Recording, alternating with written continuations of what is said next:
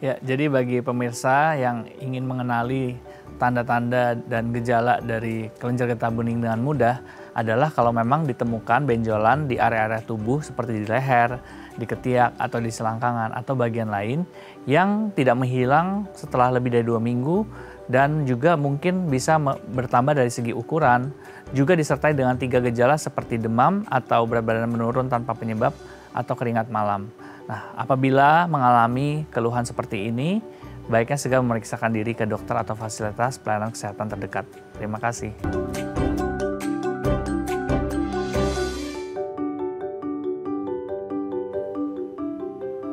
Halo pemirsa, apa kabar? Senang sekali saya Astia Dika bisa menyapa Anda di Hari Raya Idul Fitri ini di Bincang Sehati.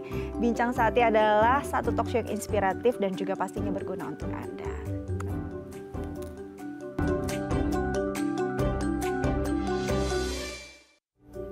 Baik, aduh, bener-bener ya hari raya harus kerja tuh ternyata luar biasa ya. Pengennya liburan di rumah, jadinya aduh udah kangen pulang ke rumah. Tapi nggak apa-apa, hari ini saya akan menemani Anda dulu dengan topik utama kita yaitu tentang ciri-ciri menuju kanker kelenjar getah bening. Aduh, di hari lebaran serem banget ya pembahasannya, tapi nggak apa-apa. Karena hari ini sudah hadir juga nih dokter kita, dokter ganteng kita yang akan menemani Anda selama Hari Raya Idul Fitri. Kita sapa terlebih dahulu ada Dr. Andre Prawira Putra, SPONG Red MPH, spesialis onkologi radiasi dari Seci Hospital. Kita sapa terlebih dahulu. Halo dok, apa kabar? Halo Mbak Dika, mohon maaf lahir dan batin. Mohon maaf lahir dan batin, masih ngantuk ya, hawa-hawanya mau liburan. Hawa-hawa pagi ya nih ya. Maunya bareng sama keluarga, tapi nggak apa-apa, kita keluarga dari ITV dulu Keluarga ya. dari ITV. Oke, hari ini kita bahas tentang kanker kelenjar getah bening. Serem sebenarnya ya dok ya. Lumayan. Tapi nggak apa-apa, untuk bisa menjaga kesehatan keluarga dan juga orang yang kita sayang. Betul. Tapi sebelum itu ada beberapa mitos atau fakta dulu nih dok yang mau saya clearkan, yang mungkin masih salah kaprah dipahami oleh masyarakat ya. Yang pertama adalah mitos atau fakta nih dok nih, ini penting karena hampir semua orang pasti menggunakan ya. Deodoran itu bisa menyebabkan kanker payudara. Bener nggak sih dok? Serem banget kalau iya. Ini mitos. Mitos, oke.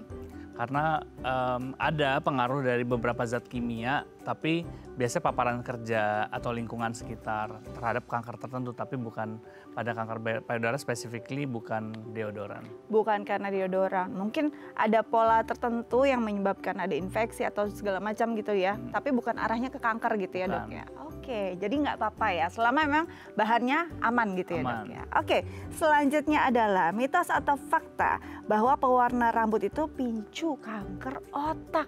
Aduh, kayaknya sekarang apalagi kaum perempuan ya, mewarnai rambut tuh udah satu hal yang common lah, benar-benar udah jadi bagian kehidupan. Tapi apa iya bisa memicu kanker otak dok? Kalau ini juga saya harus bilang mitos. Mitos, oke. Mungkin dia penggunaan pewarna rambut lebih ke kesehatan kulit kepalanya ya, tetapi tidak secara langsung mempengaruhi kanker, apalagi ke otak gitu. Karena otak sendiri lapisannya jauh di dalam, di bawah kulit.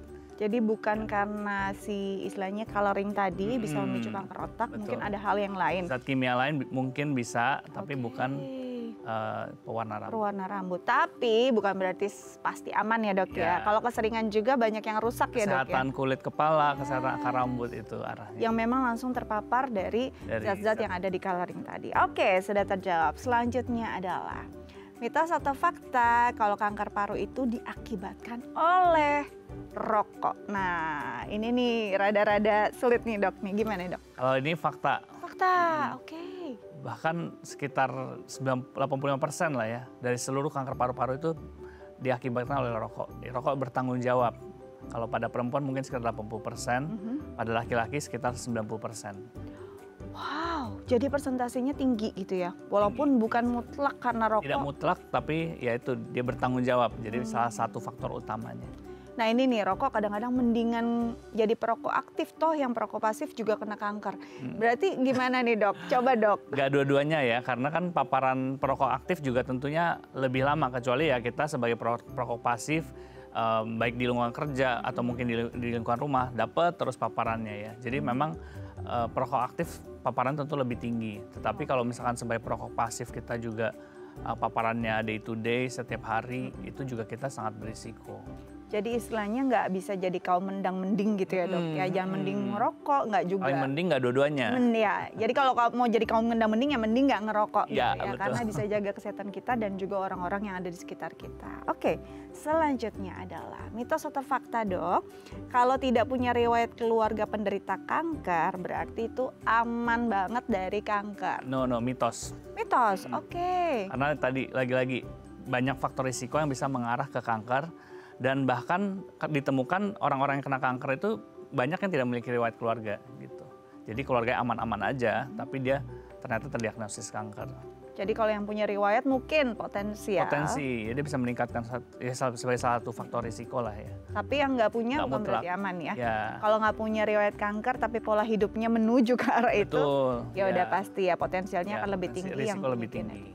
Oke, terjawab sudah. Terakhir nih dok ya, mitos atau fakta, kalau pengobatan kanker itu lebih merusak kesehatan daripada menyembuhkan. Banyak yang merasa bahwa terutama nih, mohon maaf nih katanya kemo misalnya, kemoterapi sebelum kemo baik-baik aja kok, pasca kemo lebih parah. Ini jadi masih banyak orang kayak tarik ulur, saya nggak mau pengobatan untuk kanker, kayaknya malah lebih parah, lebih cepat meninggal malah katanya. Mungkin ini bisa diluruskan momen ini dok. Mitos ya, jawabannya mitos. Karena pengobatan yang sudah diberikan itu sudah melalui uji atau penelitian yang sifatnya bahkan sudah berpuluh-puluh tahun. Ada yang sampai berpuluh-puluh tahun, ada sampai long term, jangka panjang. Efek samping memang ada, tetapi kita selalu menimbang antara risk and benefit, antara risiko dan manfaat. Tentunya ketika diberikan regimen pengobatan kemo atau radiasi tertentu atau operasi disarankan, itu adalah pilihan yang paling tepat sesuai pedoman biasanya.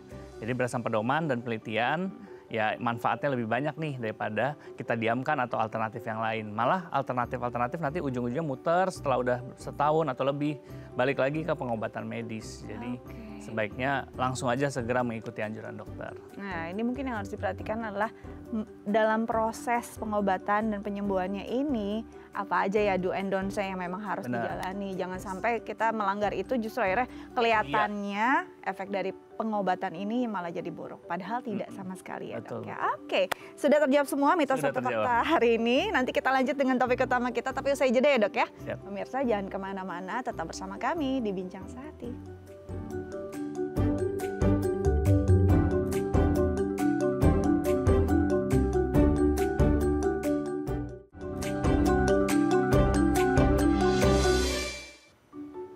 Baik pemirsa, kembali lagi bersama kami di Bincang Sehati. Kita akan bahas topik utama kita tentang tanda-tanda menuju kanker getah bening. Nah, untuk Anda di rumah yang mungkin punya pertanyaan terkait tema kita hari ini, boleh menelpon kami di 0212903244 atau DM ke Instagram kami di @bincangsehati.itv. Kita lanjut lagi dengan Dr. Andre Prawira Putra, SP Ongrat, MPH, Spesialis Onkologi Radiasi dari SC Hospital. Oke, dok, kalau kita mungkin udah nggak awam ya, udah nggak asing mendengar istilah kelenjar getah bening, tapi belum tentu kenal. Nah mungkin boleh dijelaskan nggak secara sederhana kelenjar getah bening itu apa sih dan fungsinya apa untuk tubuh kita? Ya, kelenjar getah bening ini sebenarnya adalah bagian dari sistem yang kita sebut sistem limfatik. Sistem limfatik kalau kita analogin seperti sistem pembuluh darah. Jadi ada pipa-pipa salurannya sendiri khusus untuk sel-sel limfatik. Ya, sel-sel limfatik itu biasa berasal dari sel darah putih. Tujuannya adalah untuk sistem kekebalan tubuh. Jadi sistem kekebalan tubuh ini ada sistem khusus yang disebut limfatik tadi.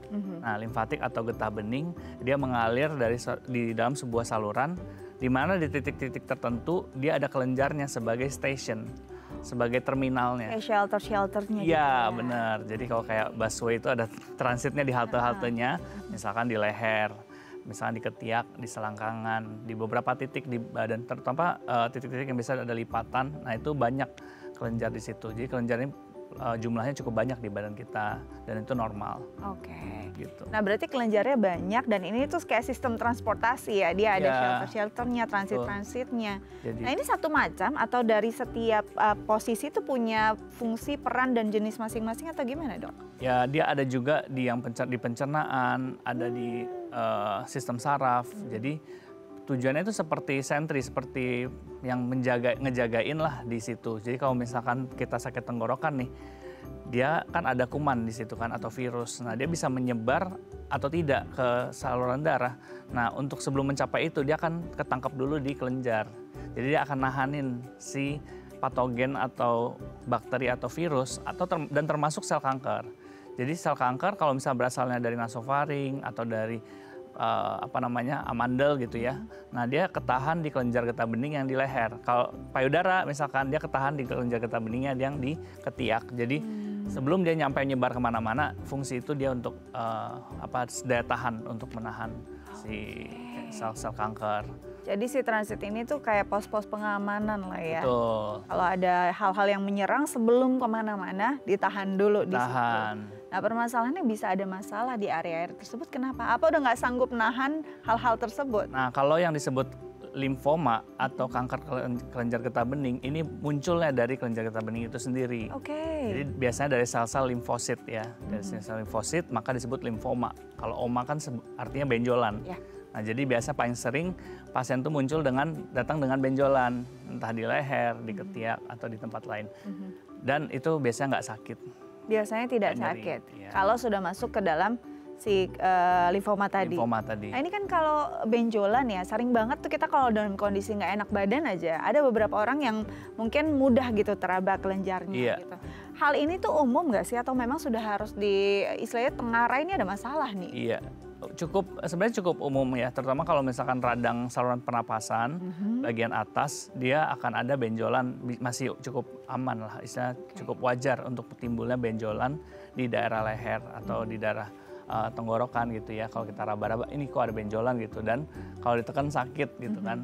Nah, tanda sakit itu biasa menandakan akut atau short term, jadi biasanya jangka pendek, biasa karena infeksi tersebut. Jadi dia meradang dan dipegang nyeri. Tapi setelah udah sembuh, biasanya udah nggak nyeri lagi. Dan sudah kempes? Bisa jadi kempes, tapi kalau dia berulang terus, dia bisa jadi nggak kempes lagi, karena mungkin udah sering gitu kan. Jadi kalau orang yang sering mengalami radang akibat alergi atau radang akibat infeksi, mungkin kelenjar di lehernya ada yang membesar dan ukurannya segitu-segitu aja. Tapi kalau dia membesar lebih dari 2 minggu, bertahan lebih dari 2 minggu dan makin besar ukurannya, nah itu yang harus kita waspadai.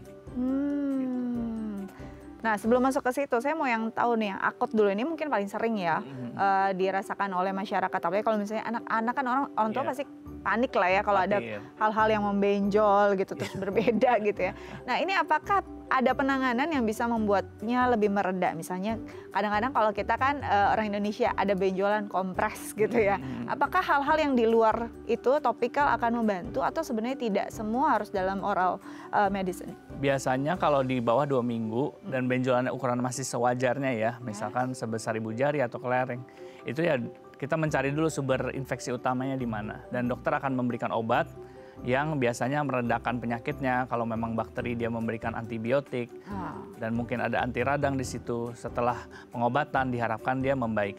Tetapi kalau misalkan dia masih ada di sana dan malah ukurannya cenderung membesar, itu baiknya tidak perlu kita apa-apain, langsung kita bawa ke dokter aja untuk diperiksain.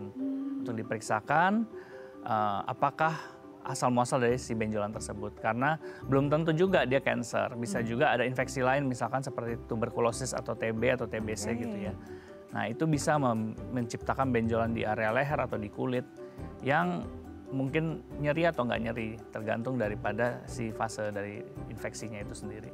Nah, ini kan samar jadinya dok ya, ketika kita melihat satu hal ini yang berbahaya nggak sih, apa karena infeksi atau mungkin ini ada istilahnya keganasan, itu kan nggak mungkin orang awam tahu gitu ya. Betul. Tanda-tandanya atau mungkin istilahnya ini udah SOP-nya nih, kalau udah kayak gini ya udah harus berkonsultasi. Kalau tadi kalau misalkan dia merah meradang, ya kan tuh kita lebih cenderung karena infeksi atau peradangan, itu tetap kita bawa ke dokter. Tapi kalau misalkan dia menetap lebih dari 2 minggu, ukuran makin besar, terus juga biasa ada keluhan kayak demam atau berat badan turun tanpa penyebab yang jelas, kemudian juga keringat malam. Nah, itu bisa jadi mengarah ke keganasan tadi. Jadi ya tetap bawa ke dokter, diperiksain dulu. Nah, kalau untuk si arahnya udah keganasan, ini kan udah masuk ke kanker berarti. Ini biasanya ada persentase yang lebih potensialkah dari misalnya gender atau mungkin usia? Apakah ada orang-orang tertentu yang memang lebih potensial akan terkena kanker kelenjar getah bening? Betul, jadi kita perlu tahu dulu kalau untuk kanker kelenjar getah bening sendiri atau yang kita sebut limfoma itu dibagi 2 kategori besar, yaitu limfoma Hodgkin sama non-Hodgkin. Nah, dari masing-masing kategori besar inilah nanti baru ada pembagian. Misalkan kalau dari segi usia, kalau limfoma Hodgkin sendiri biasanya kita bilang bimodal. Jadi ada 2 kategori usia, antara usia yang muda 15 sampai 35 tahun sama satu lagi kategori usia yang di atas 55 tahun. Itu risiko lebih tinggi. Nah, kalau untuk yang non Hodgkin cenderung lebih terjadi pada lansia di atas usia 50 tahun. Tetapi tidak menutup kemungkinan. Kita juga kemarin baru ada pasien non Hodgkin usianya masih 20-an tahun. Itu juga bisa. Bedanya apa sih Hodgkin dan non Hodgkin? Nah, membedakannya adalah biasanya spesialis patologi anatomik dia akan melihat di mikroskop si benjolan ini tuh ada sel Rich-Steinberg namanya. Nah, sel Rich-Steinberg ini adalah kalau ada maka kita sebut Hodgkin. Kalau nggak ada, itu non-Hodgkin. Gitu aja bedanya sih, secara sederhana gitu. Oke. Nah, nanti baru ngelihat lagi dari gender. Kalau gender memang baik Hodgkin, non-Hodgkin paling banyak laki-laki. Oke. Ya, tapi juga ada perempuan juga nggak sedikit ya, sekitar 60% banding 40%. 60 Jadi nggak kayak ekstrim juga. Jadi perempuan juga ada yang tidak cukup signifikan nggak sedikit ya, nggak sedikit yang kena juga. Oke, walaupun memang lebih banyak laki-laki. Apa yang membuat laki-laki lebih banyak? Secara hormonalnya berbeda atau gimana? Hormonal mungkin bukan menjadi isu utama di sini sih, tapi memang apakah itu dari faktor risiko ya, paparan misalkan dari rokok atau zat kimia tertentu yang memang bisa memicu gitu kan perubahan sel limfosit normal menjadi tidak normal. Ini menarik nih. Banyak hal ataupun mungkin faktor-faktor yang memicu. Kadang-kadang kita mungkin tanpa sadar sebenarnya sudah kita lakukan gitu ya. Mungkin harus diingatkan kembali apa saja yang bisa menjadi penyebab atau faktor akhirnya memicu kondisi tersebut, Dok. Ya tadi kalau ada ngomongin faktor risiko kita bagi ada yang bisa kita modifikasi, ada yang nggak bisa gitu ya. Nah kalau untuk yang nggak bisa tadi udah kita bahas usia, jenis kelamin. Tapi kalau misalkan yang bisa dimodifikasi ya lifestyle tuh banyak cukup luas ya. Dan juga ada faktor-faktor genetik yang mungkin kita ketahui, ada juga yang tidak kita ketahui. Gitu. Nah kalau Hodgkin sendiri sebenarnya secara genetik tidak ada mutasi spesifik yang sudah diketahui. Tetapi biasanya baik Hodgkin non Hodgkin ya lifestyle tadi, apakah ada merokok atau minum alkohol atau paparan lain seperti misalkan paparan zat kimia di tempat bekerja gitu. Tetapi tidak ada seperti misalkan kanker serviks kan ada HPV. Nah kalau untuk limfoma ini biasa kita kenal virus, ada paparan virus nih, EBV namanya, Epstein-Barr virus. Nah, terus yang kedua HIV. Jadi kalau ada HIV atau penurunan daya tahan tubuh, ini adalah faktor risiko utama kita sebutnya untuk limfoma. Karena memang posisinya ini kan di sistem kekebalan tubuh. Betul. Gitu ya. Jadi memang akan sangat potensial. Ya, khususnya yang Hodgkin ya. Kalau untuk non-Hodgkin mungkin kayak limfoma Burkitt. Jadi non-Hodgkin ini ada beberapa jenis lagi. Yang terkenal tuh DLBCL. Ya, biasa pasien kalau punya, pernah terdiagnosis, dia akan tahu nih, oh ya nama penyakit saya ini DLBCL gitu. Untuk non-Hodgkin ada juga yang folikuler, ada juga tipe Burkitt, dan banyak lagi jenis-jenis non-Hodgkin. Aduh, banyak banget ya. Gimana kita ngapalin itu udah urusan dokter ya. Paling kita yang harus kita pahami adalah bagaimana nih tubuh kita bisa merasakan dan kita tahu pola hidup kita juga. Tadi dokter juga sempat menyinggung bahwa paparan zat kimia gitu ya.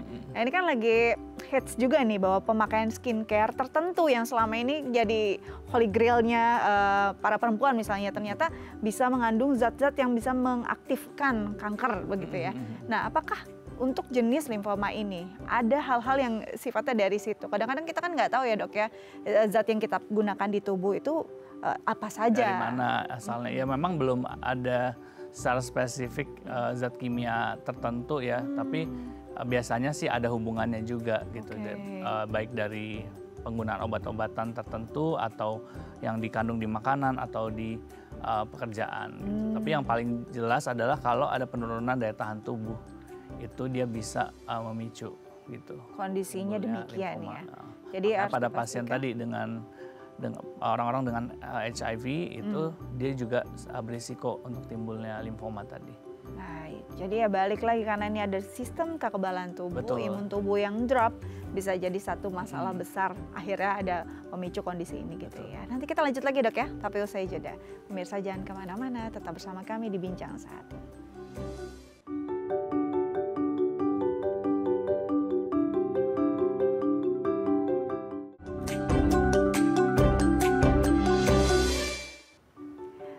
pemirsa, kembali lagi bersama kami di Bincang Sehati, masih dengan topik utama kita tentang tanda-tanda menuju kanker kelenjar getah bening. Serem ya ngomongnya ya, semoga kita tidak mengalaminya. Tapi nggak apa-apa untuk kita mengetahuinya, dan mungkin saja ada beberapa orang di sekeliling kita yang sedang struggle untuk menghadapi ini. Boleh loh langsung berkonsultasi di 0212903244 atau DM ke Instagram kami di @bincangsehati.tv. Kita lanjut lagi dengan dokter kita hari ini, Dr. Andre Prawira Putra, SPOngRad, MPH, spesialis onkologi radiasi dari Seci Hospital. Oke, dok, tadi faktor udah ya. Ya beragam sih, kadang-kadang kita nggak bisa bikin jadi satu formula tertentu, kalau ini pasti ini gitu ya. Nah apalagi poin ke satu. Betul, karena mungkin kombinasi faktornya bisa beda-beda setiap orang, karena setiap orang tuh tubuhnya unik kan. Nah berarti juga bisa beda-beda dong gejalanya, apalagi gejalanya yang mungkin masih kadang-kadang tuh sama aja gitu. Orang yang sakit ini juga misalnya nih turun berat badan drastis, ada juga yang orang sakit A gitu ya, atau mungkin hal-hal yang hal-hal yang mungkin umum gitu biasa dialami. Tapi ada nggak gejala khas atau mungkin seumum itu untuk si limfoma ini? Betul banget Mbak Dika ya. Jadi paling utama biasanya pasien datang dengan benjolan di leher atau di ketiak, atau bahkan benjolan di dalam. Nah kalau di dalam kan mungkin awalnya dia nggak ngerasa atau nggak bisa periksa gimana rabanya di dalam ya. Misalkan di dalam rongga dada atau di dalam di dekat saluran pencernaan. Nah kalau yang dalam rongga dada dia udah gede banget, nah itu baru mulai timbul keluhan tuh, biasa mulai sesak napas atau lehernya tiba-tiba bengkak. Nah itu sudah menjadi tanda bengkaknya karena mungkin dia menghimpit pembuluh darah. Nah kalau yang di pencernaan juga sama tuh, tiba-tiba awalnya mungkin keluhan pencernaan, lama-lama jadi begah atau mungkin makin sesek karena dia neken ke atas. Ya, tapi kalau untuk gejala khas ada yang kita sebut gejala tipe B atau B symptoms, itu 3, dia berat badan turun, keringat malam, dan demam. Salah satu dari 3 ini sudah kita sebut limfoma yang tipenya lebih agresif. Ini tapi harus disertai dengan benjolan tadi ya? Betul, sudah terdiagnosis dulu limfoma. Jadi dia datang dengan benjolan, terus plus lagi ada demam atau berat badan turun atau keringat malam. Nah ini dokter sudah mencurigakan ini tipe yang lebih agresif. Ini atau ya dok ya, bukan tiga-tiganya harus ada berarti? Wow, salah satu saja ada, berarti ini sudah tipe yang agresif. Nah itu kadang-kadang kita jadi telat ya dok ya, ntar aja deh gitu kan. Sebenarnya kapan kita harus ke dokter, dan mungkin agar pemirsa juga nggak takut, kadang-kadang kita tuh takut diapain ya kalau misalnya ke rumah sakit, apalagi ada satu hal yang terlihat gitu ya, kita kan yang udah terpikir adalah pasti dibelek lagi, dibedah, aduh paling pasti takut kan dok ya? Iya, paling sederhana itu pemeriksaannya? Faktor waktu sih yang kita bisa jadi patokan di rumah ya. Kalau memang ini sudah berlanjut atau berlarut, cut off-nya itu 2 minggu. Jadi kalau memang sudah di bawah 2 minggu, oke lah kita misalkan awalnya ada demam, kita pakai obat warung ya kan, atau batuk pilek, mungkin kita berobat untuk batuk pilek. Terus si benjolan ini nggak hilang nih gitu kan. Nah tapi kalau dia udah sampai lebih dari 2 minggu, ini saatnya kita mulai step up nih, mulai concern gitu, mulai kita berobat dan minta penjelasan sebenarnya ini benjolan ke arah mana gitu.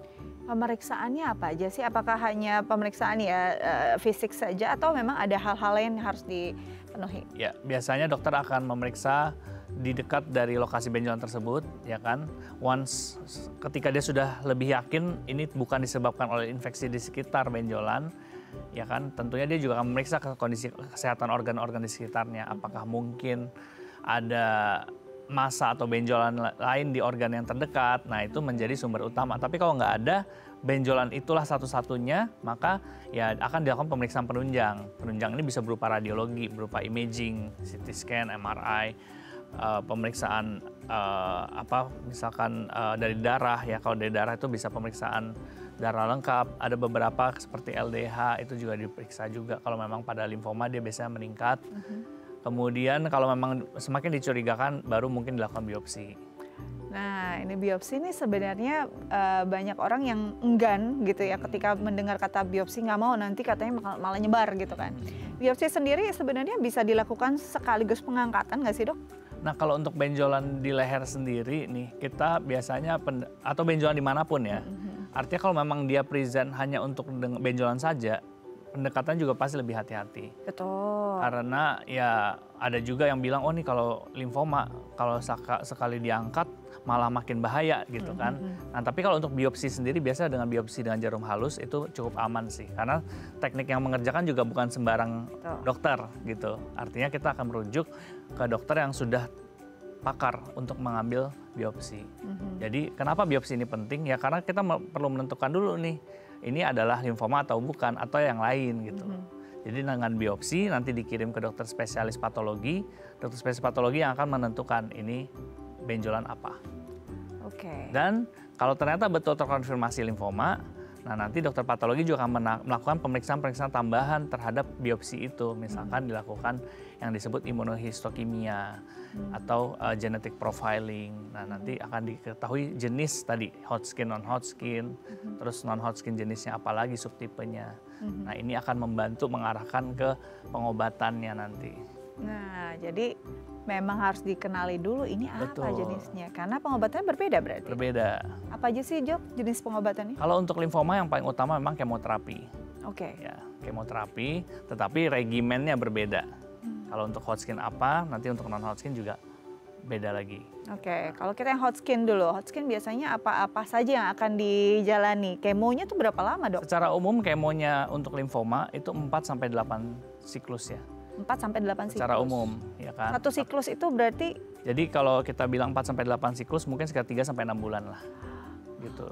Jadi dia akan ada jarak sekian minggu, apakah 21 hari, apakah berapa hari gitu ya, berapa minggu. Nah itu nanti akan menentukan total durasi dari kemo. Dan dokter misalkan sudah 4 siklus, kira-kira masih dirasakan perlu, nanti akan ada pemeriksaan penunjang. Misalkan dilakukan sudah terkonfirmasi limfoma nih, kan kita mau tahu nih di mana aja benjolan, jangan-jangan di dalam dadanya atau dalam perut ada. Nah untuk melakukan staging atau penegakan stadium dari limfoma, maka ada pemeriksaan penunjang, misalkan dilakukan MRI tadi atau PET scan. Nah kalau lebih detail mungkin PET scan untuk menangkap area mana saja nih yang ada benjolan. Nah setelah udah diketahui, baru kita bisa nentuin stadium. Nah setelah pengobatan, si penunjang ini juga bisa digunakan untuk memantau hasil pengobatan. Jadi apakah sudah hilang atau masih ada sisa. Nah ternyata ada sisa, nah kita dan pengobatan kemo sudah maksimal atau optimal, nanti ada sistem scoringnya lagi tersendiri.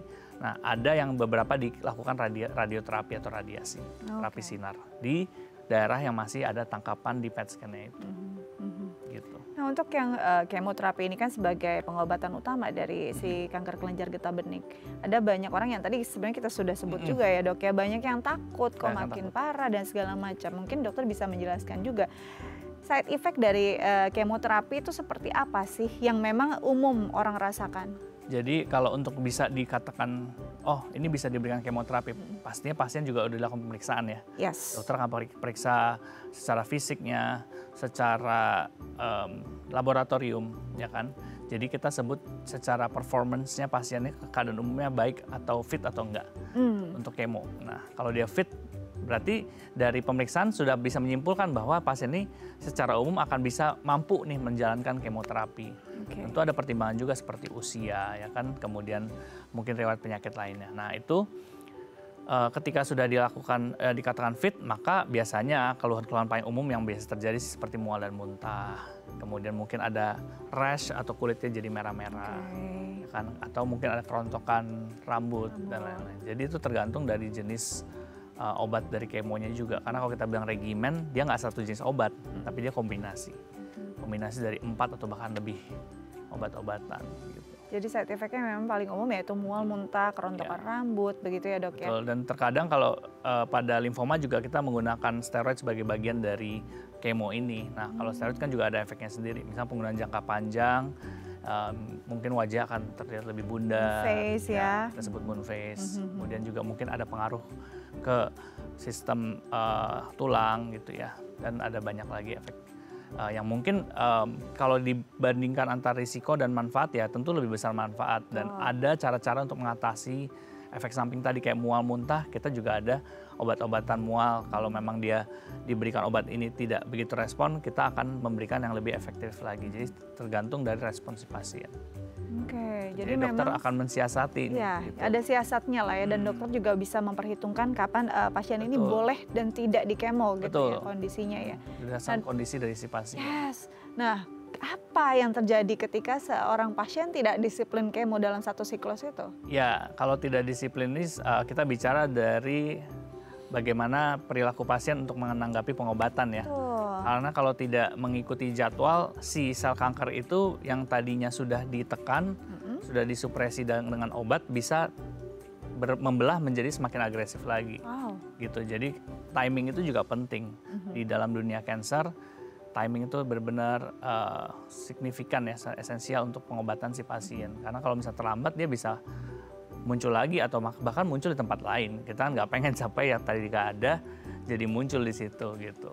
Oke, jadi ketika kita nggak disiplin, si pasien istilahnya menjalani pengobatannya tidak disiplin, bisa jadi justru akan lebih agresif. Betul. Mungkin ini yang sebagian masyarakat jadi memahaminya, oh setelah kemo kok jadi makin parah. Ya, bisa ada banyak cerita pasien itu menunda. Nah, tadi benjolan cuma di leher misalkan, terus jadi muncul di ketiak, di punggung, di kaki gitu, di selangkangan. Nah, itu udah menyebar kan. Nah, itu udah semakin sulit lagi. Oke. Tapi kalau untuk limfoma Hodgkin secara umum prognosisnya atau kira-kira ke depannya itu cukup baik sih. Kalau pasiennya ngikut ya pengobatan. Non-Hodgkin juga secara umum oke, tapi mungkin ada beberapa jenis tertentu yang mungkin lebih sulit ditangani daripada yang lain. Oke. Dari setiap satu siklus berarti akan ada masa istirahatnya dulu? Ada. Makanya ada jeda antara satu siklus dan siklus lainnya. Dan di situ dokter akan melakukan follow up, kira-kira respons, efek samping tadi, obat-obatan suportif yang bisa diberikan. Jadi setiap siklus ada rehatnya dan dievaluasi juga Evaluasi. seperti apa Ya. gitu ya. Oke, nanti kita akan lanjut tapi usai jeda. Pemirsa jangan kemana-mana, tetap bersama kami di Bincang Sehat ini.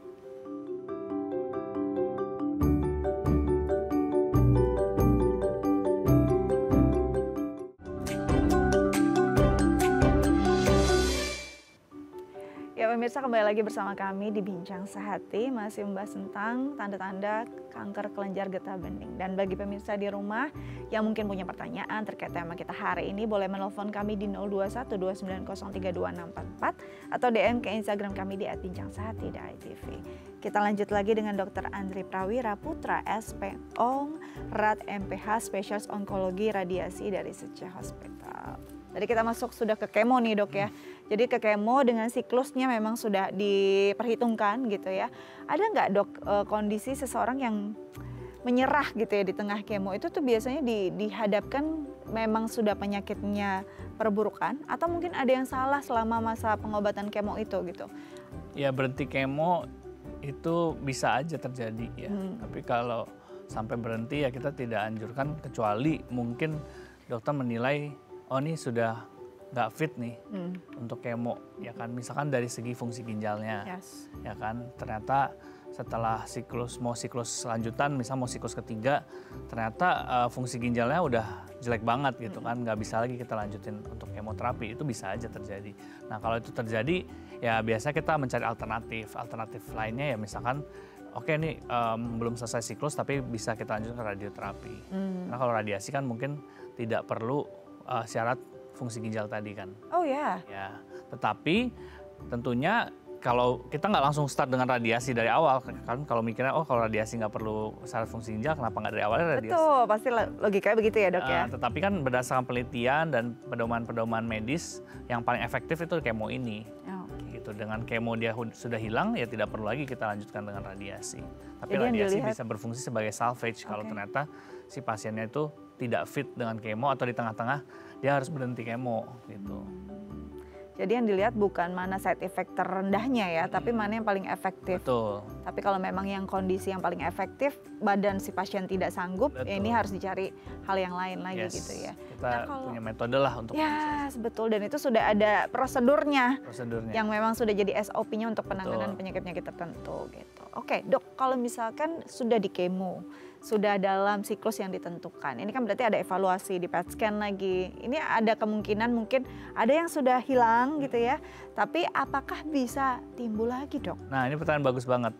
Limfoma ini bisa nggak ya kalau udah PET scan-nya hilang dia timbul lagi? Nah that's why kenapa kita anjurkan pasien untuk kontrol rutin baik limfoma ataupun kanker lain. Karena selalu ada risiko gitu untuk bisa muncul lagi. Nah untuk limfoma sendiri tadi kalau memang dia tipe yang agresif, kemudian ukurannya juga besar, biasa kita pakai cut off di atas 7,5 cm diameternya. Nah itu kalau misalkan sampai ke kategori yang agresif itu biasanya risiko juga lebih tinggi untuk muncul lagi.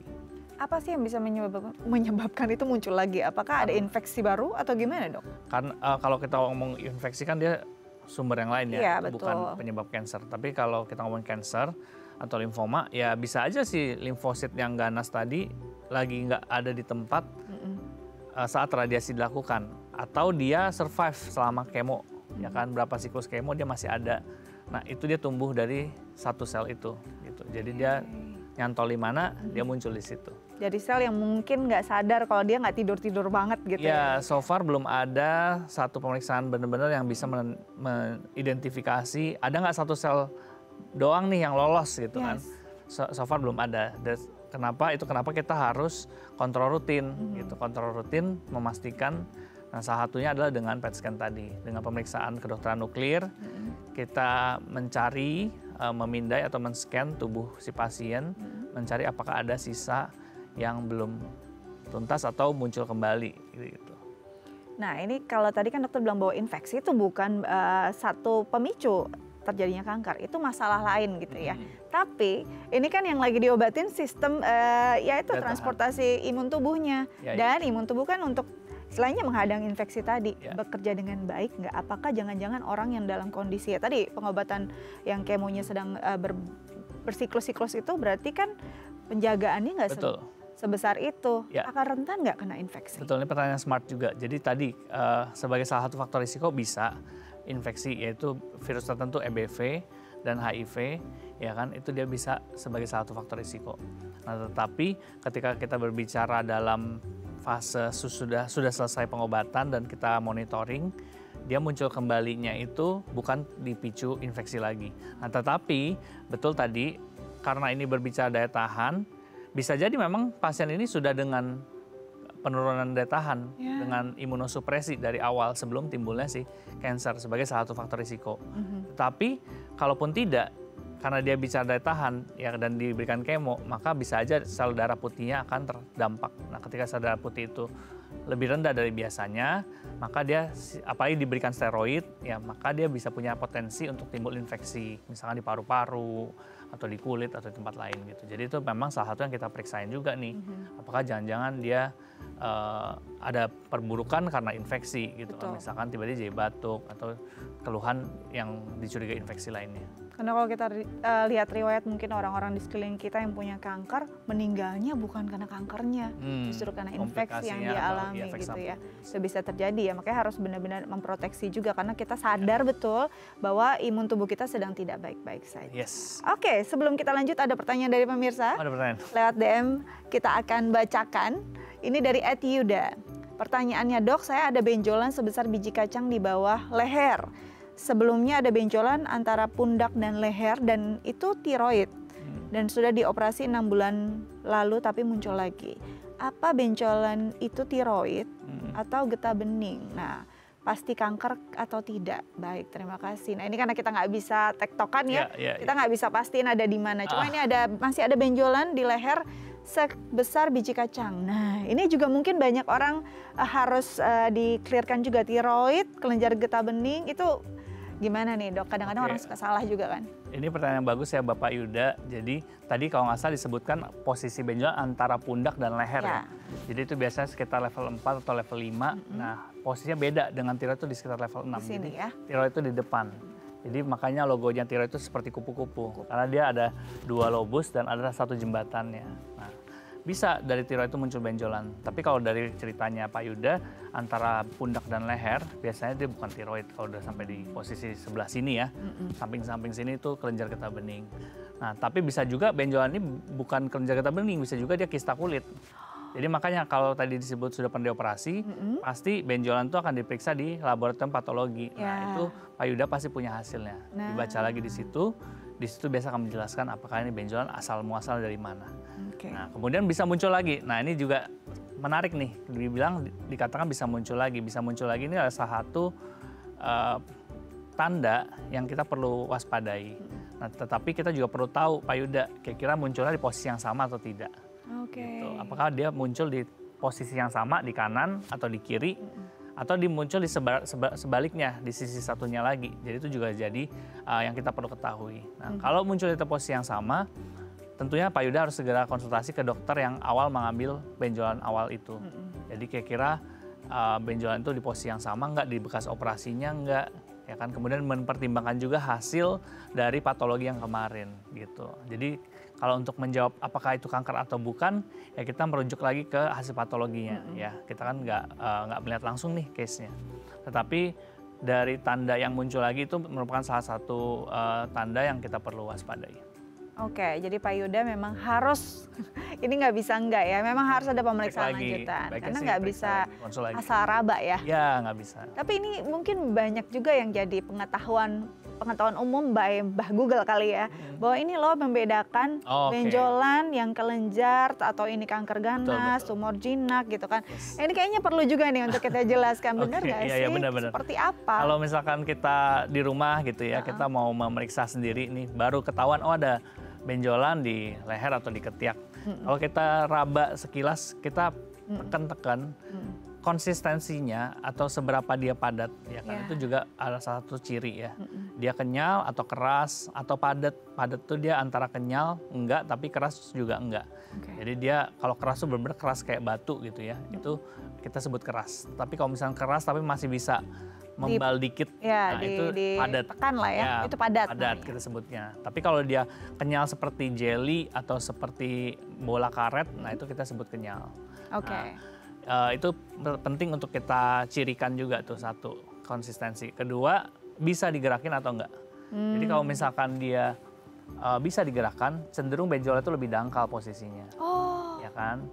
Nah, dan juga kita kalau dengan jari yang terbiasa, kita bisa membedakan ini sebenarnya di dalam kulit atau di bawah kulit gitu. Karena yang di bawah kulit bisa juga masih bisa digerakkan gitu. Misalkan dia kelenjar getah bening, kita pencet dan kita gerak-gerakan, kalau dia memang bisa digerakkan dia bisa. Tapi ada yang tidak bisa digerakkan atau sama sekali. Nah, berarti kan dia letaknya lebih dalam atau mencengkeram struktur. Nah, ada lesi juga gitu ya? Ya, artinya dia lesinya mencengkeram. Nah, kalau dia mencengkeram ini juga menjadi salah satu tanda yang kurang begitu baik ya. Gitu. Nah, ciri lainnya misalkan dipegang panas nggak, nyeri nggak, ya kan, ukurannya berapa, dan lainnya lagi. Ya, jadi itu yang nanti dokter akan periksakan lebih detail lagi, kira-kira si benjolan ini seperti apa. Nanti kita lanjutkan nih ya, karena kan karakteristiknya beda-beda ya dok. Betul, ya. Dan kadang-kadang jadi salah self-diagnose, ini ringan, ini gitu ya. Nah ini kan kadang-kadang memang harus ada konsultasi dengan ahlinya. Nanti kita lanjut ya, tapi usai jeda ya dok ya. Pemirsa jangan kemana-mana, tetap bersama kami di Bincang Sehat.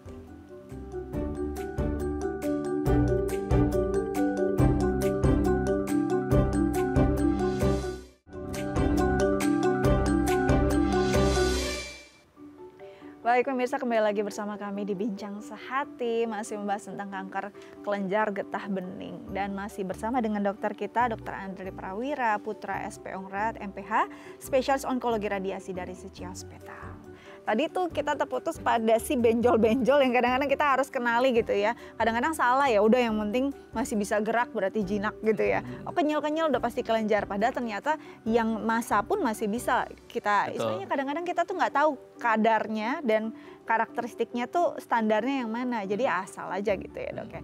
Nah kalau tadi merah, radang gitu kan, sakit. Berarti ini kondisinya sebenarnya di kulit atau gimana dok? Atau sebenarnya di dalam kulit tuh bisa juga terjadi? Bisa dua-duanya. Artinya kalau misalkan dia meradang, nyeri, merah, panas, itu lebih ke arah inflamasi atau akut jangka pendek. Nah itu kemungkinan infeksi. Nah tetap harus diperiksakan ke dokter. Nggak bisa cuma ini aja ya dok ya? Kalaupun nggak nyeri, nggak merah, nggak radang, tapi ukurannya cukup besar, walaupun bisa kenyal, bisa digerakkan, tapi ukurannya cukup besar, dan posisinya misalkan di leher atau di ketiak, mungkin baiknya diperiksakan juga. Tetap harus periksa. Kecuali dia di punggung atau di perut dan segitu-segitu aja, biasanya itu benjolan lemak. Bisa juga sih di leher, di ketiak. Tapi kalau misalkan dia makin besar, nah itu tanda yang harus kita mulai curiga. Nah ada juga yang benjolan itu bentuknya tidak beraturan. Ya kalau benjolan tidak beraturan ya kan, kita juga salah satu yang kita cirikan tuh permukaannya. Permukaannya licin atau enggak, simetris atau enggak, terus tadi bentuknya regular atau irregular. Kalau semakin dia irregular, semakin kita waspadai. Artinya kan dia membelah secara serampangan ya. Betul, betul. Dan istilahnya ya agresif ya dok ya? Agresif, cenderung lebih agresif. Dan percepatannya juga akan makin luar biasa. Oke, dok, tadi kita sudah sampai di pengobatan, sampai di kemoterapi, dan juga mungkin lebih kenal juga ya dengan benjol-benjolan di tubuh kita. Nah ini kan mungkin kita berharap semua bisa ditangani dengan pengobatan yang memang sudah didesain oleh rumah sakit ataupun dokter spesialisnya. Untuk anak-anak dan lansia ini kan usia-usia paling rentan gitu. Pasca dari pengobatan atau selama pengobatan, ada nggak yang harus benar-benar mungkin apalagi caregivernya, ini penting ya ketika kita cancer, yaitu caregivernya juga harus paham betul. Ada nggak yang perlu diperhatikan? Ya artinya kalau untuk sudah menyelesaikan pengobatan, ya kan, kemudian sudah dalam fase kontrol, yang paling pertama ya pastikan kontrol rutin, itu paling penting. Artinya jangan, oh saya nggak ada keluhan, udah deh saya nggak ketemu dokternya nanti lagi deh gitu kan. Karena tentunya pasti dokter akan ada yang mau dipastikan ya kan. Misalkan kalau dia baru selesai kita mungkin mau memeriksa dari kadar LDH-nya misalkan. Bukan berarti, terkadang juga kita menginterpretasi kalau LDH itu naik berarti makin berat, belum tentu. Karena kalau misalkan dia sedang dalam pengobatan, sedang dengan kemo atau dalam radiasi, ya itu masih bisa juga terjadi. Jadi ada beberapa yang kita perlu pahami. Kemudian caregiver ya juga mengenali tanda-tanda kalau memang ternyata ada kemunculan kembali. Misalkan benjolan bantu diperiksain kalau pada anak-anak, benjolannya di area-area yang sama dengan yang sebelumnya atau di benjolan di area lain.